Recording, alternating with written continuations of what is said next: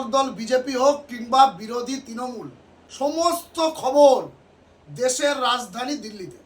আপনারা দেখলেন মুখ্যমন্ত্রী শুভেন্দু অধিকারী তাঁর কনভয় দিল্লির রাজপথ ধরে একটি বাড়িতে প্রবেশ করল। কার বাড়ি জানেন? হ্যাঁ, ঠিক ধরেছেন, বীরভূমের তৃণমূল সাংসদ শতাব্দী রায়ের দিল্লির বাড়িতে। কেন শুভেন্দু অধিকারী শতাব্দী রায়ের দিল্লির বাড়িতে এলেন? সেখানে আর কে কে ছিল, কি আলোচনা হলো, টুকটাক খবর এসছে, আপনাদেরকে জানাবো। তার আগে একটা রিপোর্ট দেখুন। দিল্লিতে এই মুহূর্তে নাটকীয় মোড়। শতাব্দী রায় তৃণমূল সাংসদ তার বাড়িতে, শুভেন্দু অধিকারী রাজ্যের মুখ্যমন্ত্রী। দিল্লিতে এই মুহূর্তে যা চলছে একেবারে একের পর এক নাটকীয় মোড় আপনি বলতেই পারেন। শুভেন্দু অধিকারী তার বাড়িতে আজকেই কিন্তু 20 জন সাংসদ তারা কিন্তু বিদ্রোহ ঘোষণা করেছে। স্পিকার এখানে চিঠি, বিধানসভায় যে ছবি আমরা দেখিয়েছি আপনাদেরকে, পরিষদীয় দলে ভাঙন, মমতা বন্দ্যোপাধ্যায় ক্রমশ একা হচ্ছে। ইন্ডিজেটের বৈঠক যখন তিনি করছেন তখন তারই সাংসদরা তার বিরুদ্ধে গর্জে উঠছেন। আর এই মুহূর্তে শতাব্দী রায় তার বাড়িতে শুভেন্দু অধিকারী একের পর এক একেবারে নতুন নাটকীয় মোড়। দিল্লির রাজনীতি আজকের বঙ্গময়। রাজায় রাজায় যুদ্ধ হয়, উলুখাগড়ায় প্রাণ যায়। শুনেছিলেন তো প্রবাদ? একইভাবে রাজায় রাজায় মিলে যায়, তাতেও উলুখাগড়ার প্রাণ যায়। রাজ্যে রাজনৈতিক পালাবদল এবং তার এক মাসের মধ্যে এমন পলিটিক্যাল ডেভেলপমেন্ট একেবারে রাজধানী দিল্লির বুকে, যেখানে তৃণমূলের সিম্বলে যেটা মাত্র 2 বছর আগে, তৃণমূলের সিম্বলে যেটা মাত্র 2 বছর আগে লোকসভা নির্বাচনে তৃণমূলের যে সাংসদরা বিজেপির বিরুদ্ধে লড়াই করে এসছেন, বা বিজেপির যে প্রার্থীরা এই সাংসদদের বিরুদ্ধে লড়াই করে এসছেন, অনেক বাকবিতণ্ডা হয়েছে, অনেক রাজনৈতিক সংঘর্ষ হয়েছে। তারপর ওই বললাম রাজায় রাজায় যুদ্ধ হয়, উলুখাগড়ায় প্রাণ যায়। আবার রাজায় রাজায় মিলে যায়, তাতেও উলুখাগড়ায় প্রাণ যায়। আমি সে কারণেই বলছি, আজকে রাজধানী দিল্লির বুকে এমন একটি পলিটিক্যাল ডেভেলপমেন্টের পর আমি জানি না এ রাজ্যের অর্থাৎ বঙ্গ বিজেপির নিচু স্তরের কর্মী সমর্থক এবং তৃণমূলের নিচু স্তরের কর্মী সমর্থক যারা তাদের দলের প্রার্থীর হয়ে বা এই সাংসদদের হয়ে লড়াই করেছিলেন, কালঘাম ছুটিয়েছিলেন, রোজ ঝড় জল উপেক্ষা করে বিজেপিও লড়াই করেছিল। 2021-এ পোস্টপোল ভায়োলেন্স হয়েছিল, 2026-এও কিন্তু হয়েছে, তুলনায় একটু কম হলেও কিন্তু হয়েছে। আজকের কি ছবি আমরা দেখতে পেলাম তৃণমূলের বিদ্রোহী 20 জন সাংসদ তারা কিন্তু এনডিএতে যোগদান করা। এর আগের ভিডিওতেই যে খবরটি করেছি, এরপর এদিন সন্ধ্যায় শতাব্দী রায় 4 বারের সাংসদ, সেই 2009 সাল থেকে বীরভূম থেকে জিতে আসা 4 বারের তৃণমূল সাংসদ দিল্লির বাড়িতে আচমকা হাজির রাজ্যের মুখ্যমন্ত্রী শুভেন্দু অধিকারী। তার পলিটিক্যাল ইম্প্যাক্ট কি হবে আগামী দিন সেটা আমরা দেখতে পারবো রাজ্য রাজনীতিতে। কিন্তু আপাতত মোটামুটি সাবজেক্টের মধ্যেই থাকি, এই খবরটাই আপনাদের সামনে আমি তুলে ধরি। শোনা যাচ্ছে সেখানে শুভেন্দু অধিকারী চা চক্রে গিয়েছিলেন এবং এই বিদ্রোহী সাংসদদের প্রায় প্রত্যেকেই সেখানে হাজির ছিলেন। দেব ছিলেন, দীপক অধিকারী ঘাটালের সাংসদ। শোনা যাচ্ছে শুভেন্দু অধিকারী নাকি ভাই দেবকে ভাতৃস্নেহে গালটাও টিপে দিয়েছেন, যেমন করে আমরা ছোট ভাইকে আদর করি সেই আন্তরিকতার সঙ্গে। আর রাজনীতির কি পরিহাস দেখুন, ঠিক এই সময় কয়েক কিলোমিটার দূরে কার্যত একাকী নিঃসঙ্গ তৃণমূল নেত্রী মমতা বন্দ্যোপাধ্যায়, তৃণমূলের সর্বভারতীয় সাধারণ সম্পাদক, সাংসদ, লোকসভায় এখনো পর্যন্ত তৃণমূলের বিরোধী নেতা অভিষেক বন্দ্যোপাধ্যায়, কল্যাণ বন্দ্যোপাধ্যায়। দেখুন, রাজনৈতিক বাধ্যবাধকতা বিধানসভায় হয়তো প্রয়োজন নেই, কারণ 2/3 মেজরিটি নিয়ে বিজেপি ক্ষমতা এসছে। এই মুহূর্তে রাজ্যের 294 বিধানসভা আসনের মধ্যে বিজেপির একার দখলেই 208 ড্যাং করে এখন 5 বছর সরকার চালাবেন শুভেন্দু অধিকারী। কিন্তু বাধ্যবাধকতাটা দিল্লির রাজনীতিতে কেন বাধ্যবাধকতা, আগের ভিডিওতে বলছি, তবু আর একবার রিপিট করছি। সেটা হলো, দেখুন 2014 থেকে 2019 দিল্লিতে নরেন্দ্র মোদী সরকারের ফার্স্ট টার্ম একক সংখ্যাগরিষ্ঠতা নিয়ে বিজেপি ক্ষমতায় এসছে। 2019 থেকে 2024 দিল্লিতে নরেন্দ্র মোদী সরকার, বিজেপি সরকার বা এনডিএ সরকার, সেখানেও বিজেপি একক সংখ্যাগরিষ্ঠতা নিয়ে সরকারে এসছিল। আর 24 থেকে 29 অর্থাৎ নরেন্দ্র মোদী সরকারের থার্ড টার্ম, সেখানে কিন্তু বিজেপি একক সংখ্যাগরিষ্ঠতা পায়নি, অর্থাৎ ম্যাজিক ফিগারে পৌঁছতে পারেনি। তাকে নির্ভর করতে হচ্ছে এনডিএ শরিক দলগুলির ওপরে, কখনো নীতিশ কুমার, কখনো চন্দ্রবাবু নাইডু। সেই জায়গা থেকে এটা কিন্তু একটা অস্বস্তিকর বিষয়। 2029 পর্যন্ত হয়তো সরকার তারা চালিয়ে দেবেন, কিন্তু একটা অস্বস্তি সবসময় আশেপাশে গুড়গুড় করছে। সেই জায়গা থেকে যদি রাজ্যে রাজনৈতিক পালাবদলের পর যখন বাংলার বুকে বিজেপির ডবল ইঞ্জিন সরকার প্রতিষ্ঠিত হয়েছে, তাহলে তৃণমূলের যে 29 জন সাংসদ, যার মধ্যে একজন মারা গেছেন হাজি নিরুল, বাকি 28 জন সাংসদের মধ্যে থেকে যদি একটা বড় অংশ, এই যে 20-21 জন বলা হচ্ছে, সেটা যদি ভাঙিয়ে নেওয়া যায়, তাতে মন্দ কি? তাহলে নীতিশ কুমার, চন্দ্রবাবু নাইডু এদের উপর আর নির্ভর করতে হবে না। ফলে দিল্লির রাজনীতিটা কিন্তু একটু অন্য সমীকরণে চলছে। দেখবেন সুনীল বানসাল, রাজ্য বিজেপির জাতীয় পর্যবেক্ষক, তিনি গতকালই কলকাতায় একটি অনুষ্ঠানে ইঙ্গিত দিয়েছেন বাছাবাছি করা যাবে না, সবাইকেই নিতে হবে, তাহলে একটা দক্ষ সংগঠন বা দক্ষ মজবুত একটা বিজেপির বিষয় পশ্চিমবঙ্গের বুকে তৈরি করা যাবে। তো এদেরকে নিতে গেলে সাংসদদের নিতে হবে। কিন্তু আসল বিষয়টা আমার যতটুকু মনে হচ্ছে, বা রাজনৈতিক মহলে যা কানাঘুষো শুনতে পাচ্ছি, আসল উদ্দেশ্যটা হলো কেন্দ্রের নরেন্দ্র মোদী সরকারের 3য় টার্মে অন্য দল ভাঙিয়ে বেশি বেশি করে সাংসদ দিয়ে গিয়ে আরও মজবুত করা এবং 2029 লড়াইয়ে যাতে আরও একবার কেন্দ্রে বিজেপি সরকার প্রতিষ্ঠিত হয়, তার রিহার্সালটা কিন্তু এখন থেকেই শুরু হয়ে গেল। অন্যদিকে এই যে তৃণমূলের আপাতত 20 জন বিদ্রোহী সাংসদ, আরও কয়েকজন যেতে পারেন, কাকলি ঘোষ দত্তিদার, শতাব্দী রায়, এদের নেতৃত্বে তারা নাকি 3টি শর্ত রেখেছেন। সত্যি মিথ্যা জানি না, সূত্রের খবর বলছি।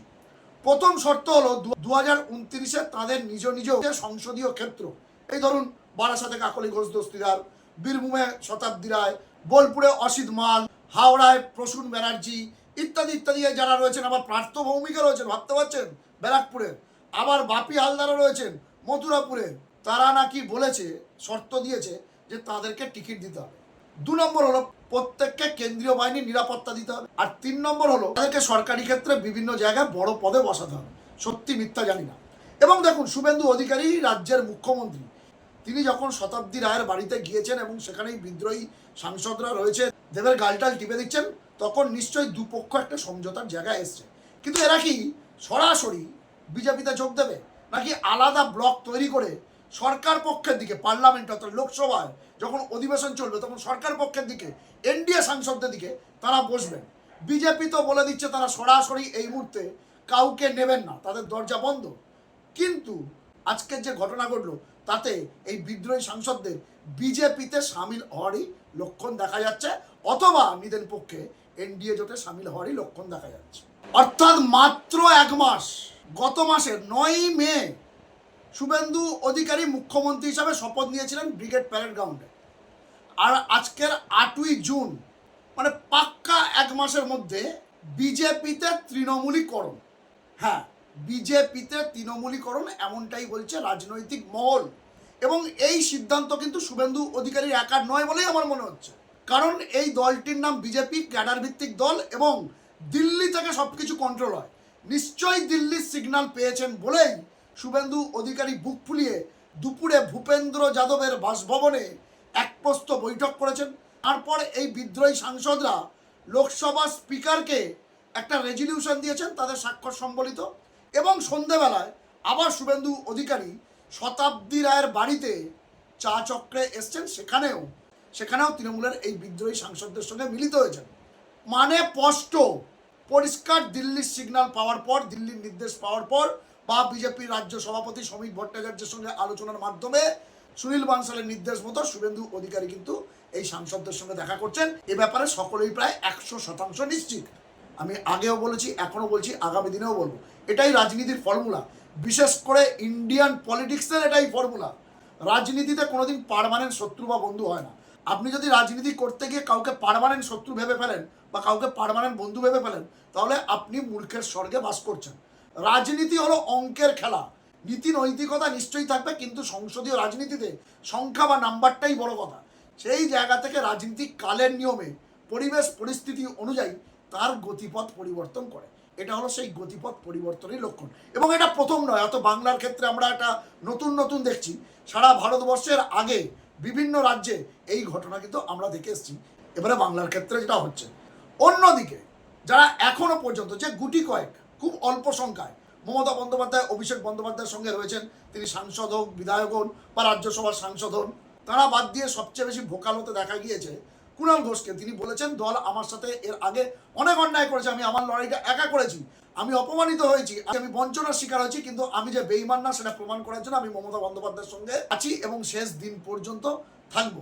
সেই কুণাল ঘোষও কিন্তু এদিন কার্যত ধৈর্য হারিয়ে এই সাংসদদের বিদ্রোহী হওয়ার ব্যাপারটার জন্য শীর্ষ নেতৃত্বকে দোষারোপ করেছেন। সেই শীর্ষ নেতৃত্ব মানে মমতা বন্দ্যোপাধ্যায় কিনা আমি জানি না, কিন্তু তার নিশানায় নিশ্চয়ই অভিষেক বন্দ্যোপাধ্যায় বা কল্যাণ বন্দ্যোপাধ্যায় বা ডেরেক ওব্রায়ান, যারা এই দিল্লির রাজনীতিটা দেখতেন, বা সুদীপ বন্দ্যোপাধ্যায়, তাদেরকে নিশানা করেছেন। বলছে যে বিজেপি তারা তো দল ভাঙাবে, আমরাও তো বিজেপি থেকে ভাঙিয়েছি, বিজেপিও আমাদের থেকে ভাঙিয়েছে, এটা নতুন কিছু নয়। বিজেপিকে তিনি দোষও দিচ্ছেন না, এটা রাজনৈতিক বাধ্যবাধকতা বা রাজনীতির সমীকরণ। কিন্তু এমন একটা পরিস্থিতি যে হতে পারে, শীর্ষ নেতৃত্ব এই অভিষেক বন্দ্যোপাধ্যায় বলুন, সুদীপ বন্দ্যোপাধ্যায় বলুন, বা ডেরেক ওব্রায়ান বলুন, বা কল্যাণ বন্দ্যোপাধ্যায় বলুন, এরা কি এই বিদ্রোহী সাংসদদের সঙ্গে একবারও কথা বলার চেষ্টা করেছিলেন কি, নাকি আঙুল চুষছিলেন? শুনুন কি বলছেন কুণাল ঘোষ। লোকসভায় যদি এতজন সাংসদ এদিক ওদিক গিয়ে থাকেন, তাহলে সেটা যারা এই জাতীয় স্তরের পলিটিক্সটা দেখতেন তাদের এগুলো খতিয়ে দেখা উচিত, তাদের ব্যাখ্যা দেওয়া উচিত। এটা তো এর ওর ঘাড়ে দায় চাপিয়ে হবে না, শুধু যেন বিজেপির ঘাড়ে দায় চাপানো না। বিজেপি ধরে নিচ্ছি এই দল ভাঙানোর পেছনে আছে, ধরে নিচ্ছি পুলিশ প্রশাসনকে দিয়ে চাপ সৃষ্টি করা হচ্ছে, আমি তারপরেও বিজেপিকে পুরো দোষ দেব না। একদা ওরা যোগদান মেলা করে আমাদের থেকে অনেক ভাঙিয়েছে, আমরাও ওদের থেকে অনেক ভাঙিয়েছি। আমি যদি তর্কের খাতিরেও ধরে নিই ওরাই রাষ্ট্রশক্তির অপব্যবহার করে ভাঙাচ্ছে, নামিয়ে ইত্যাদি করে ভাঙাচ্ছে। আমাদের দুটো জায়গা দেখা দরকার। একটা হচ্ছে যারা ভাঙছে তারা কি কচি বাচ্চা যে তারা সব চলে যাচ্ছে, কেন যাচ্ছে, কি জন্য যাচ্ছে, একটা প্রশ্ন সেখানে আসবে। আর দুই হচ্ছে, যদি এমপি লেভেলেও এতজন ক্ষুব্ধ হন বা শিফট করেন, তাহলে আমাদের নেতৃত্বকে আঙুল চুষছিলেন, তারা কি করছিলেন, তারা কেন যোগাযোগ রাখেন? কেউ হঠাৎ চলে যাচ্ছেন, হঠাৎ নাকি তাদের এনডিএ প্রেম জেগে উঠছে। তাহলে কি আমাদের নেতৃত্বের সঙ্গে যাদের দায়িত্ব, যারা অল ইন্ডিয়ার সব বড় বড় পদে, তো তাদের সঙ্গে কি এই সাংসদদের বা এই নেতাদের কমিউনিকেশনটা কমে যাচ্ছিল বা কমে গেছিল? এটা হয় নাকি কখনো যে এতজন লোক একসঙ্গে চলে যাচ্ছেন আর ওখানে বলে ওখানে আমাদের সব বড় বড় পদাধিকারীরা জাতীয় রাজনীতি দেখেছেন, আর এখন আমরা সবাই মিলে বলবো ওই বিজেপি ভাঙাচ্ছে। নিশ্চয়ই বিজেপিকে সমর্থন করব, কিন্তু যারা যাচ্ছেন তাদের অনেকের নানা অঙ্ক এবং আমাদের নেতৃত্বে নিশ্চিতভাবে তাদের এই দায়িত্বটা নেওয়া দরকার, দায়টা নেওয়া দরকার। তাহলে তারা কি লিডারশিপ দিলেন যে একটা লোক যদি রাগে গিয়ে থাকে, কোট আনকোট কোনো ব্যক্তিগত স্বার্থে গিয়ে থাকে, যেটাই যাক সেটা নেতৃত্বের সঙ্গে একটা যোগাযোগে থাকবে না, এটা কোনো কথা হলো? কুণাল ঘোষ শীর্ষ নেতৃত্ব বলতে কারোর নাম করেননি, কিন্তু তৃণমূলের সর্বভারতীয় সাধারণ সম্পাদক অভিষেক বন্দ্যোপাধ্যায় এবং তিনি এই সাংসদদের নেতা ছিলেন। তার সঙ্গে কি যারা বিদ্রোহী হয়ে উঠছেন বা যারা চলে যাচ্ছেন তাদের থেকে দূরত্ব পাচ্ছিল, তাদের সঙ্গে কমিউনিকেশন করছিলেন না, কোনো ইগো সেন্টিমেন্টাল লড়াই হচ্ছিল, যোগাযোগ কি করেছিলেন? জানতে চেয়েছিলেন কোথায় ক্ষোভ, কোথায় বিক্ষোভ বা কোথায় সমস্যা? কুণাল ঘোষ মনে হয় সেদিকেই ইঙ্গিত দিলেন, আমরা পুরো বিষয়টি বলতে পারবো না, তার ইঙ্গিতে তেমনটি মনে হয়েছে। দর্শক বন্ধুরা, জমে উঠেছে বঙ্গ রাজনীতি, সেই সঙ্গে বাংলার সঙ্গে সম্পৃক্ত দিল্লির রাজনীতিও। এদিকেই আমাদের নজর থাকবে, আর আপনাদের নজর থাকুক খবর হলো সম্রাট ইউটিউব চ্যানেলে। এই প্রতিবেদন আমি এখানেই শেষ করব। এক্ষেত্রে আপনাদের মূল্যবান মন্তব্য কমেন্ট বক্সে লিখতে কিন্তু ভুলবেন না। বিশেষ করে কুণাল ঘোষ যে কথাগুলি বললেন তার কোনো ইম্প্যাক্ট আছে কিনা, গুরুত্ব আছে কিনা, সেটাও আপনারা জানাবেন। ভালো থাকবেন, সুস্থ থাকবেন, সতর্ক থাকবেন। খবর হলো সম্রাট ইউটিউব চ্যানেলের সঙ্গে থাকবেন। নমস্কার।